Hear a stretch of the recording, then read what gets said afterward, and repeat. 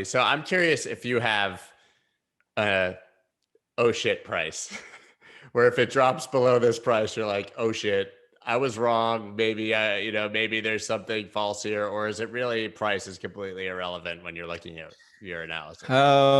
Well, there's definitely a oh shit price if I'm in a leverage trade. Right. Always. Like usually the oh shit happens if the fundamentals start to swing, right? Sometimes these market events that happen where price action actually changes the fundamental, like we saw that in the short squeeze in, was it 2019, when price broke out of the $4,000 range and it just went all the way to 14.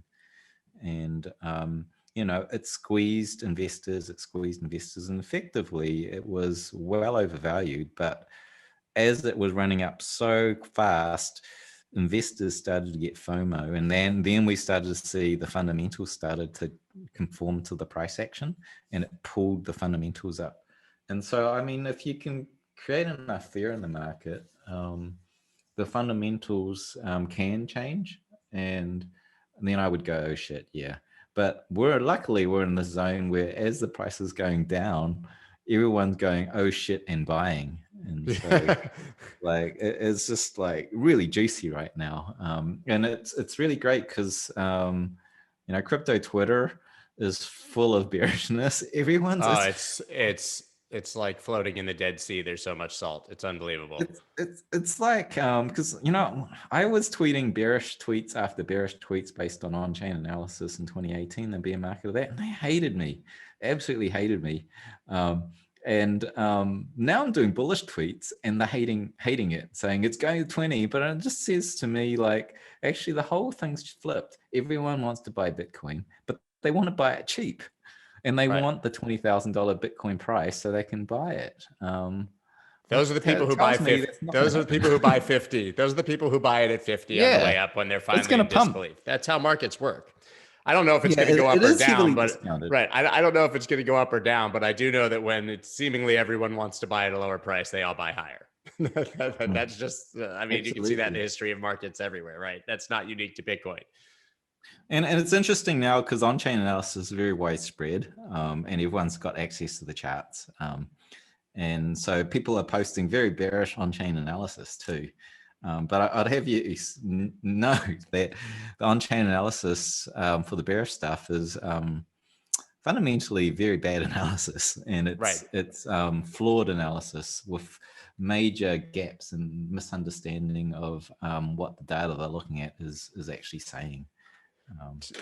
To that end, I'm actually curious. So obviously traders spoof and manipulate the market all the time, because it's a free market and there's no rules against putting up a buy wall or sell wall. Can on-chain metrics be spoofed or manipulated by big players? Can they send a whole lot of coins to one wallet or another to make you as an on-chain analyst believe that something's happening that's not? Or would they?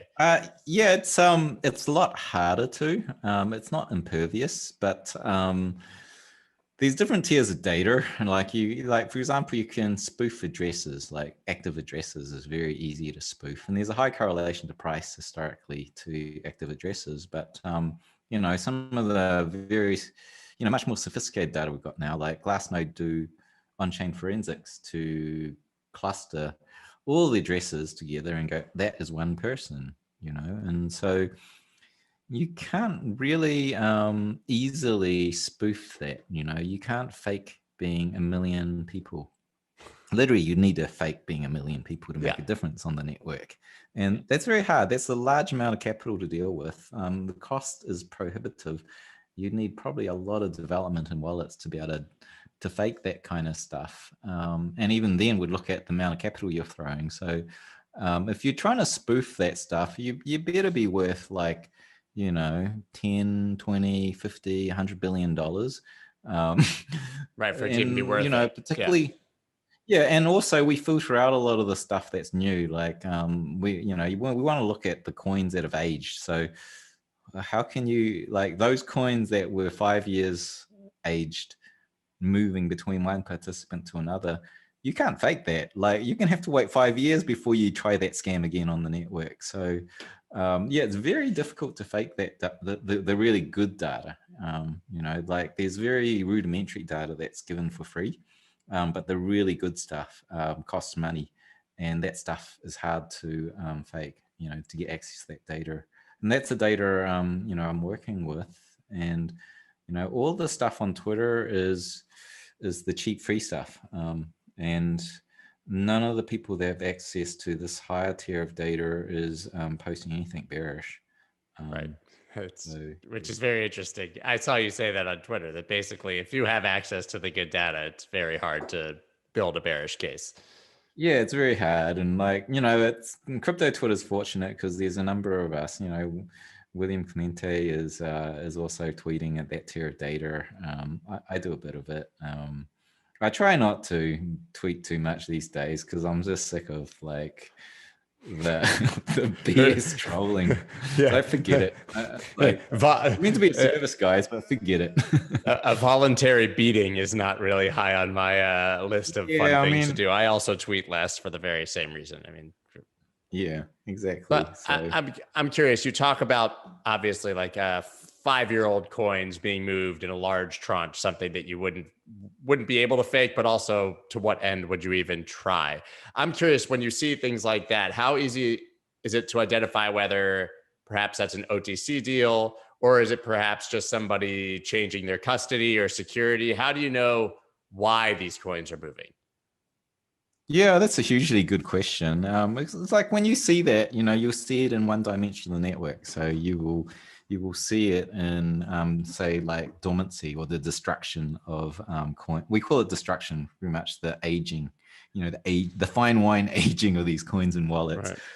Right. As they just get destroyed, their age, you go, oh, there's a blip here. But then, of course, no one chart is the Holy Grail. You need to look at, we have like 400 or 500 charts of the network, and you go, well, this could mean A, B, or C. So it's a process elimination. So if it's OTC, you will go to the OTC chart, and because we're tracing that, right? You can say there's some amount of data showing what's happening on OTC desks, and so forth. Like there's like, for example, someone posted like the wallets of 1,000 Bitcoins or higher is they're reducing, meaning whales are selling. Well, it doesn't mean whales are selling. It could be wallet consolidation. It could be a number of things.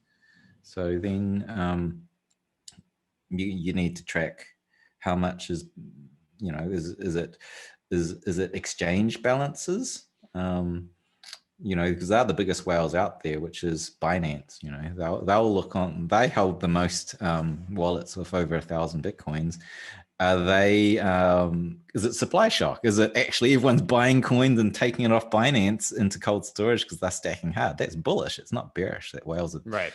So you need to look at all these dimensions, and once you have the good data and you look at all the different possibilities and eliminate them, then you can ascertain what is happening in the network with much higher probability than just, it's kind of a guess with past correlations. Like right now, active addresses is dropping through the floor, which is correlated to price, right? When you see this thing dropping to the floor, it's been fuel for a lot of bearish people because it's like, there's no activity. That means that the network's not growing.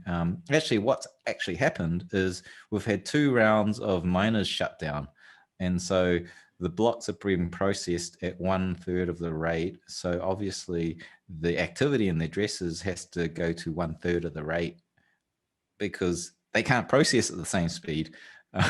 So when you have to take that into account.